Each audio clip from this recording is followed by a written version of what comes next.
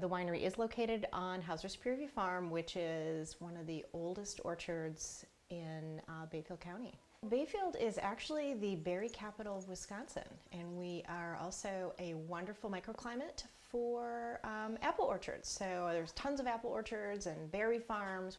There's always this misconception about apple wines, and they're always, and you hear it to this day, oh, they're sweet and we don't really want to try them. But apple, you can actually make a very nice dry wine, and a lot of people are very surprised at the dry wines that you can get out of apples. The first wines that we made were just apple.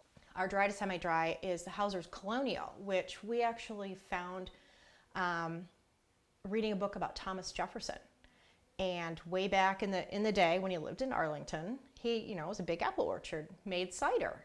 And it was his recipe that he used to make cider. 100 years ago, when the guys would, work in the apple orchards, they would take all of the apples that maybe fell or maybe weren't, but they were deer apples basically, and they would press it and ferment it, and that's what the workers drank. And it was usually an unfiltered, lower alcohol content wine, but we thought that the name sounded really cool since, we try to emphasize that this is just a big old farm and it's cider, so we have the farmhouse cider. I wanted a red wine, and so we experimented, and you can't really make a red wine with apples, but we tried to make a red wine with apples. And what we did is we have red and black currants with the apples. That's my wine, the Queen's Red.